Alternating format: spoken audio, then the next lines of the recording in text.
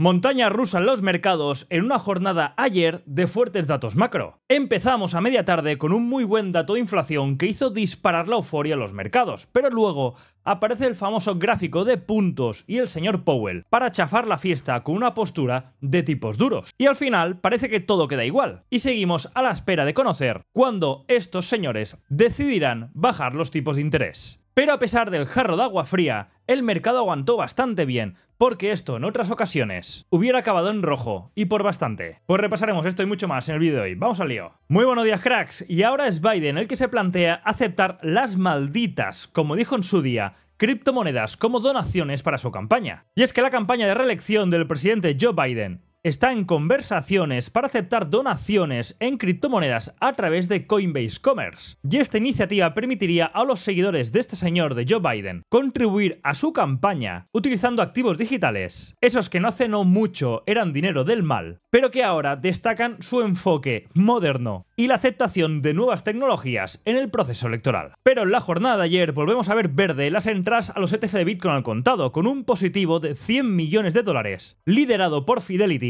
Y en la parte vendedora no tuvimos a nadie, ni al mismísimo Grayscale se puso a vender ayer. Por lo que a ver si de nuevo volvemos a arrancar otra racha positiva de jornadas en verde, como la última, que duró 19 jornadas. Y es que hablando de ETFs, el vicepresidente de Cboe y el jefe global de listados de los ETF han declarado que ven difícil la creación de otros ETF.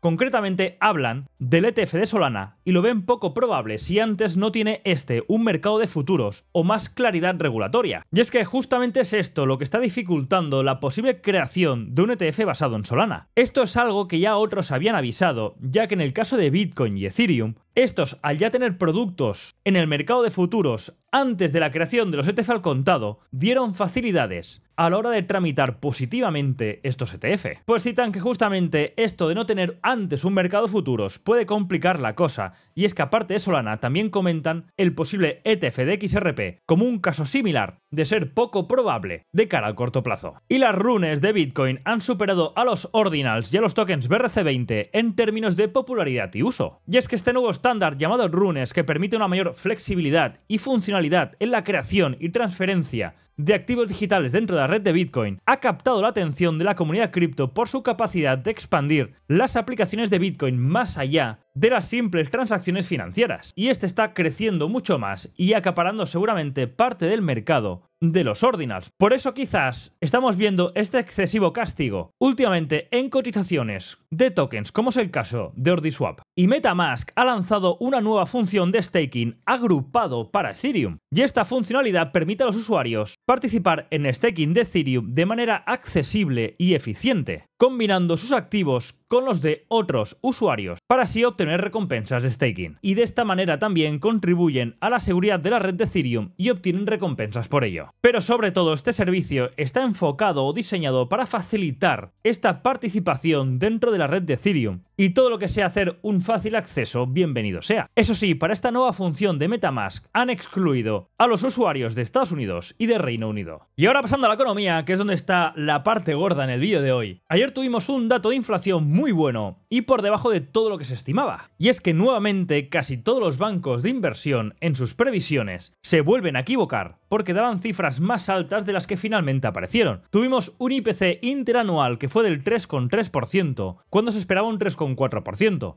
y un IPC mensual del más 0,0% cuando se esperaba un más 0,1%. Todo esto estuvo ayudado por la caída de los precios de la gasolina. Y también hacía tiempo que no veíamos un dato de inflación subyacente tan bajo, muy por debajo de las expectativas de mayo. Pero por la contundencia de este dato, que fue un muy buen dato, ahora sí que el mercado puede empezar a creerse en una bajada de tipos. Pero ayer el trabajo no solo estaba con este dato, hacía falta escuchar también a la Fed para acabar de ver toda la fotografía. A todo esto, por ejemplo, Tim Iraos recordó que el gobernador de la Fed, Chris Waller, dijo que quería ver informes de inflación en los que no hubiera que mirar el segundo decimal para encontrar las buenas noticias. Y justamente el dato de ayer fue uno de estos, por lo que siguen siendo muy buenas noticias. También después del dato de inflación, este hombre de aquí, el presidente Biden, quiso dar unas palabras a la nación y al espacio también sobre cómo ve este dato y comentó que el nuevo informe de IPC muestra un enfriamiento de la inflación en mayo y a pesar de que los precios siguen siendo demasiado altos, pero el informe de hoy muestra un bienvenido avance en la reducción de la inflación, que fue nula mensualmente en el mes de mayo y ha bajado casi 2/3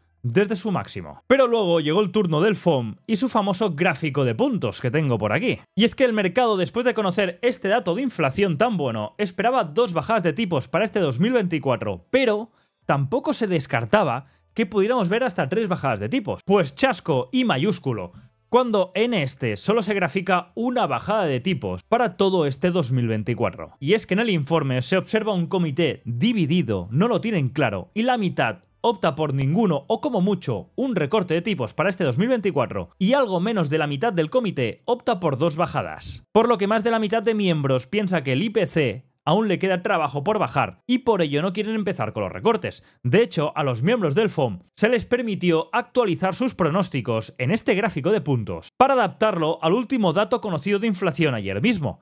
Y la mayoría no modificó su decisión, por lo que parece que les da absolutamente igual el dato de inflación que apareció ayer. Pero sorprende que la mayoría solo quiera una bajada de tipos cuando, mirad por aquí, en el gráfico de marzo, la mayoría estaba en 3 bajadas de tipos. Por lo que sorprende que con esta mejora de dato pasemos de 3 bajadas según este dot plot a solo una. Eso sí, este documento suele fallar más que una escopeta de feria. Y después de este chasco, por último fue el turno de la Fed, del señor Powell, y estos mantienen la pausa, siguen con los tipos en el 5,50. Y hasta aquí sin novedades, a pesar de que después del buen dato de inflación había una pequeña esperanza de posible sorpresa, pero finalmente no fue así. Y el que cerró la fiesta fue Powell con su conferencia, que sigue con la línea dura del dot plot y comentó que el dato de inflación de ayer era bueno, pero no era genial. Por ello es probable que tome más tiempo tener la confianza para poder recortar los tipos de interés. Siguen siendo estos señores data dependientes y que su postura política es la correcta, refiriéndose a posibles presiones ahora que se acercan las elecciones. Y de hecho, en la ronda de preguntas, cuando se le preguntó a Powell sobre cuándo hará el recorte de tipos la Fed,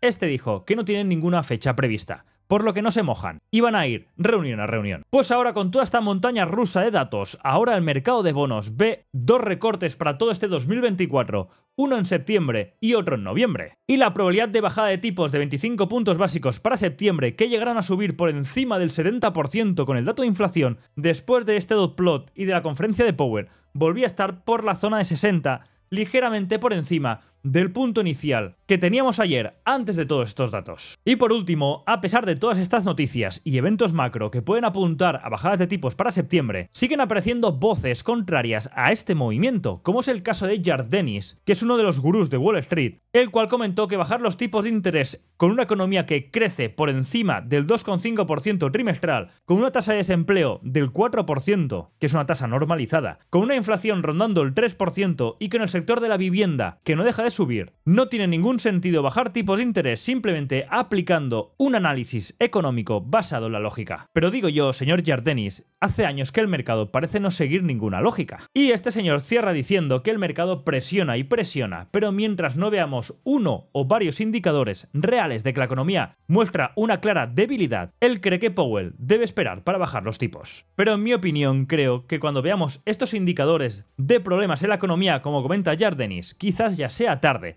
y acordaros que este es un año electoral y no quieren sorpresas. Y ahora, pasando al viejo continente, la Unión Europea va a imponer aranceles a los coches eléctricos chinos para proteger a los fabricantes europeos de lo que ellos consideran una competencia desleal. Estos aranceles van desde el 17% hasta el 38%, con lo que cuidado con estos aranceles. Y esta medida responde a estas preocupaciones de que los vehículos eléctricos chinos se están vendiendo a precios inferiores a los del mercado debido a subsidios estatales, perjudicando así a la industria automotriz europea. Ahora veremos, porque seguro que llega, la respuesta de China de estos aranceles. Y la Bolsa de Valores de Moscú ha suspendido las transacciones en dólares estadounidenses y también en euros. Y esta medida refleja las crecientes tensiones geopolíticas y económicas, y es un esfuerzo para reducir la dependencia del dólar en los mercados rusos. Y la suspensión afecta a todas las operaciones de cambio y comercio en dólares y en euros, impulsando a inversores a buscar alternativas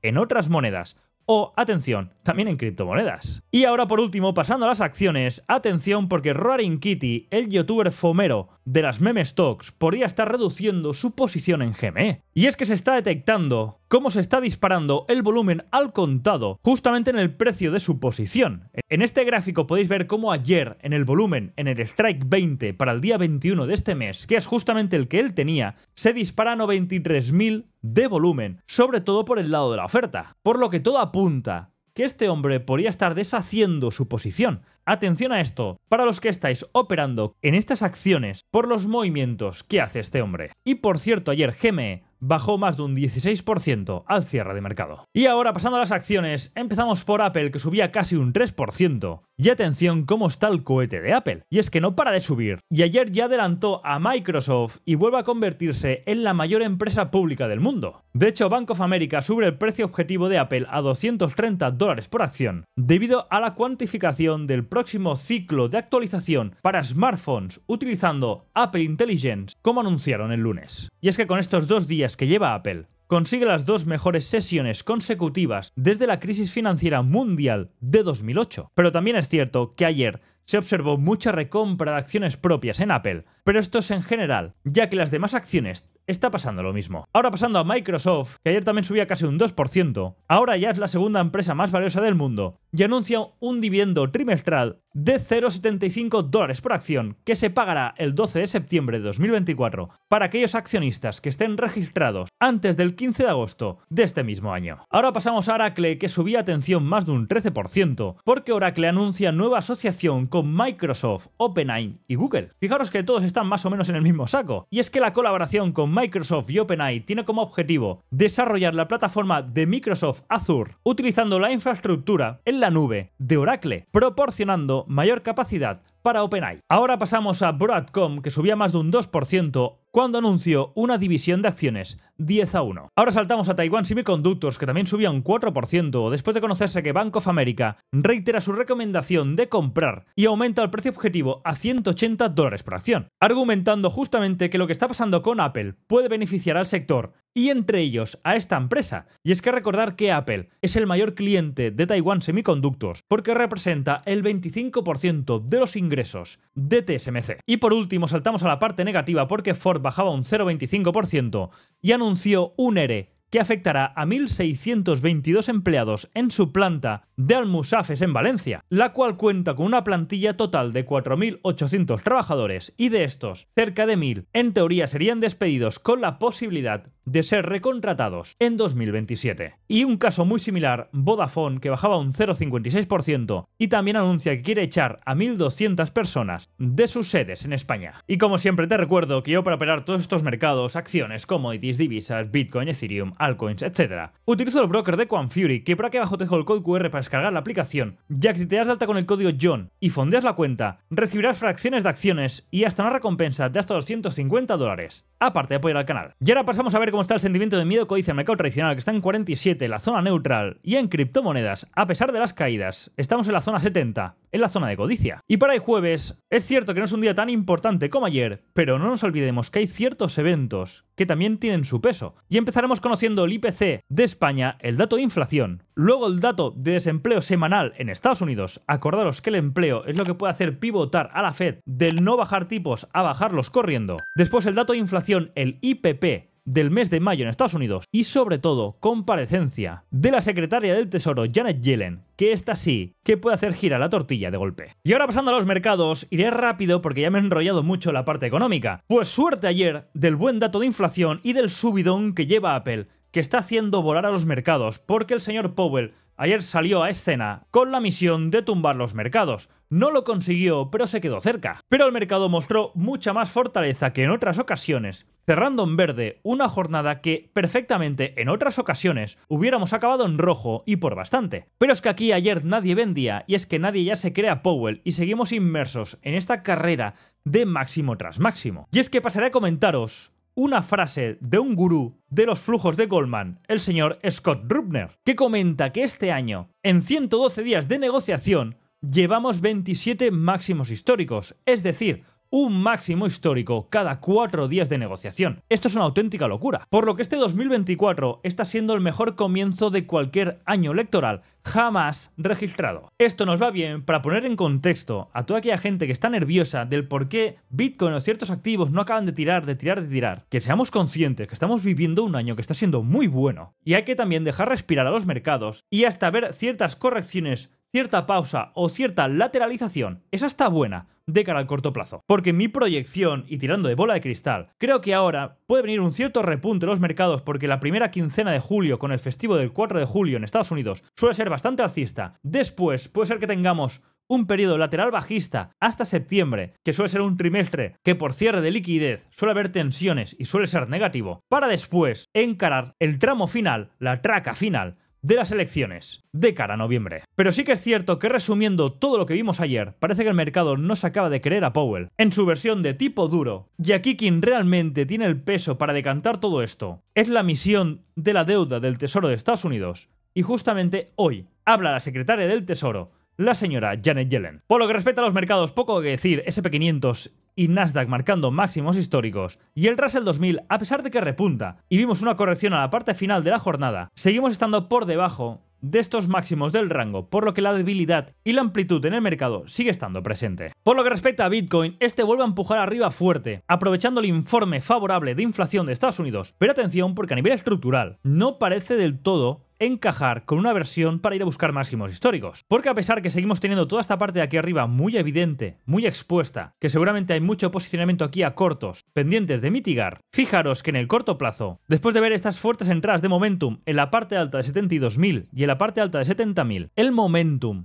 a excepción de este dato de ayer que creó volatilidad, sigue estando a la baja. Y después de romper ciertas estructuras, como podéis ver por aquí, todo esto roto, y romper con cierre de vela, no hemos roto justamente la estructura de 70.250. Por lo que esto en el corto plazo sigue siendo bajista, y este escenario debería buscar la parte baja de los 64.000 sigue estando viable. Y acordaros que toda esta parte de aquí de mínimos, sumados también al mínimo que vimos ayer, siguen acumulando liquidez en toda esta parte de baja, justo antes de una zona de ineficiencia en el precio, que es la zona de los 64.500, 63.200. Por ello, no descartaría que en el corto plazo tuviéramos esa debilidad que nos llevará al precio a buscar la parte baja antes de forjar estructuras para atacar la parte de máximos. Y es que después de ver esta volatilidad que no consiguió romper la estructura bajista de 70.000, sigo proyectando escenarios a cortos para el corto plazo, hasta que no vea un cambio de estructura o cambio de momentum para ir a buscar la parte alta. De hecho, si empezamos a romper mínimos por la parte de 66.000, me esperaré algún cambio de estructura interna con momentum para empezar a evaluar escenarios a largos. Pero si rompemos estos mínimos, es muy posible que con toda esta liquidez aquí abajo podemos visitar la parte baja de 64.000. Lo mismo para Ethereum. Ya os comenté que si perdíamos toda esta zona de aquí, todo esto era caída libre, y a excepción del dato volátil de ayer, es posible que tengamos cierto retroceso a buscar la parte baja de los 3.120. Y es que con el dato de ayer rebalancemos esta ineficiencia que teníamos en 3.600. Es verdad que la limpieza no es tan fina como Bitcoin, que sí que limpiamos antes de caer, y en Ethereum, en lugar de limpiar, acumulamos más liquidez en la parte de arriba. Pero esto puede ser liquidez que vengamos a mitigar una vez cerremos toda esta parte de abajo y después volvamos a atacar la parte alta de los 4.000. Pasando a las altcoins, repasaré rápido porque Ripple ha anunciado que utilizará Axelar como protocolo de puente para su sidechain compatible con la Ethereum Virtual Machine. Y esta integración con Axelar también promete una mayor seguridad y eficiencia en las transacciones entre cadenas. Pero es cierto que llevamos una racha bastante potente de muchas noticias en XRP. De momento seguimos por debajo de esta rotura de directriz bajista, a la espera de si queremos venir a rebalancear la parte baja de 0.40. Si el movimiento de Bitcoin y Ethereum, tal como comentado, se produce, de venir a buscar la parte baja de 64.000, seguramente muchas altcoins sigan proyectando la baja, buscando niveles o zonas interesantes de cara a construir posición para el medio y largo plazo. Y por cierto, que me olvidaba, también en la cuenta oficial ayer de Ripple anunciaron que están preparados para lanzar Ripple USD, RLUSD, que es una moneda estable respaldada por dólar en una proporción de 1 a 1 y que va a ser lanzada durante este año. Ahora pasamos a WorldCoin, que toca mínimos que marcamos el 13 de abril y que no veíamos desde principios de febrero. Y todo esto al ver cómo Elon Musk retira la demanda contra OpenAI, y esto castiga los intereses de WorldCoin. Ahora pasamos a Ondo, que sigue estando muy fuerte porque sigue aguantando por encima de estructuras bajistas y aún sigo esperando a ver si viene a apoyar en la zona del 1.05, que sería una muy buena primera zona de construcción de posición de cara a atacar de nuevo los máximos históricos. Ahora pasando a KLV, a nivel de gráfico semanal estamos en la parte baja de todo este rango, pero fijaros en gráfico diario, la acumulación de liquidez que tenemos en toda esta parte inferior, por lo que es muy posible que si vemos esta corrección del mercado cripto, absorbamos toda esta liquidez de la parte inferior y la primera zona de construcción muy buena es la zona de 00027. En caso contrario, si rompiéramos estructura bajista y viéramos entrada de momentum, entonces zonas intermedias de 0034 serían también muy interesantes para construir posición de cara a atacar los máximos de 00054. Y por último, Polkadot, que también me la pedían para analizar. Fijaros que estamos aguantando la parte baja de este triángulo que habíamos roto y seguimos aguantando bastante bien toda esta estructura. Y es que fijaros que a nivel de gráfico semanal, desde la salida en la zona del 350 hasta los máximos de la zona de 12, hemos tenido varias explosiones en el precio. En la zona inicial de 350, en la zona intermedia de 5,550, otra zona intermedia de la zona de 7,6, que es justamente donde estamos ahora. Y es la zona que fijaros que estamos aguantando con mechazos en la parte inferior. Y esto es buena noticia porque en Small Cap suele ser un patrón que indica que hay cierta fuerza o ciertos entes que están entrando y frenando el precio cuando cae a estas zonas. Que es un patrón que fijaros se repitió también en toda esta zona de aquí. Fijaros las mechas, cómo aguantan en toda esta zona, que cada vez que el precio llega es rechazada con fuertes entradas de compra. Por eso me fijaría muy en esta zona de aquí, en Polkadot, como zona importante de cara al medio plazo. Porque si vemos cierta debilidad en activos y Polkadot consiguiera aguantar justamente esta zona de 5.55, sería una buena zona de construcción de posición de cara al medio plazo. Por eso estaré muy pendiente de ver si hay un cambio de estructura, sobre todo una rotura estructural de esta parte de 7.20, 7.30, con entrada momentum, que confirmaría que esta zona sigue aguantando, sigue estando válida, para poder proyectar ataques de cara al corto plazo a la zona de 9 y más adelante a la zona de 12. Y eso también podría confirmar la rotura de esta directriz bajista que se está formando después de esta proyección que, si os fijáis, lo trazamos por aquí, vemos que estamos apoyando en toda esta zona de mechazos de gráfico semanal que coincide con todo el bloque del 70-68% de toda la expansión desde los 3.50 hasta la zona de 12. Por lo que todos son confluencias de que estamos en una muy buena zona para empezar a construir posición de que atacar la zona alta primera de 12, que ya sería un por 2, de todo el movimiento previo, de toda la bajada, que se inició a mediados de 2022. Pasando a divisas, ayer la Fed, a diferencia de otros bancos centrales, no bajó los tipos de interés y esto puede empezar a ejercer cierto poder de atracción hacia el dólar y el famoso efecto carry trade. Esto supuso ayer que el euro tuviera una gran expansión por el muy buen dato de inflación que todo hacía pensar que cuidado no tuviera una sorpresa de bajada de tipos. Y después, con la versión de tipo duro de Powell y el famoso gráfico de puntos dot plot, rebalanceó el precio hasta el punto inicial del gap de apertura, que ya ha sido mitigado, que ya os comenté ayer que según la estructura que estábamos dejando, la posibilidad de ver en esta zona un ataque a cerrar el gap era muy posible. Pero la violencia y la contundencia del movimiento lo llevó a cerrar prácticamente de golpe. Por lo que veremos cómo a nivel de gráfico estamos apoyando la parte baja. Es cierto que dejamos mínimos iguales en la parte inferior y esto es lo que me acaba de convencer, pero veremos cómo reajusta el precio hoy después del dato volátil de ayer. Y atención a la comparecencia secretaria del Tesoro y a esta emisión de deuda, que esto sí que afecta directamente al dólar. Y por último, commodities, después de este reajuste arriba y abajo de tantos datos macro, esta versión dura de Powell hace que las commodities de momento tengan cierta debilidad y seguimos con el escenario. Debería atacar la parte baja de la plata y la parte baja del oro. Después de dejar estos mínimos, aumenta este escenario, debería atacar la parte de los 200, 280. Y por último, petróleo toca la zona de TP. Y ahora, hasta que no rompamos la estructura de la zona de 80, 80-50, esto está bajista por la estructura. Y con esta liquidez tan evidente en la parte de arriba, ahora estaremos pendientes de esta zona, empezar a vigilar si hay algún tramo bajista para atacar la parte de abajo de 72 y quién sabe de cara a futuro la parte baja de 70. Y perfecto, con esto cerramos ya el vídeo por hoy. Día después de la montaña rusa de los datos de ayer, veremos cómo se asienta el polvo y así podemos empezar a trabajar en una dirección más clara del mercado u en otra. Y atención a más datos de empleo hoy en Estados Unidos, al dato de inflación IPP también en Estados Unidos y a la comparecencia de la secretaria del Tesoro para ver cómo va esta deuda en Estados Unidos. Que vaya muy bien el día, cuidado que se ve nuevo mañana, hasta luego.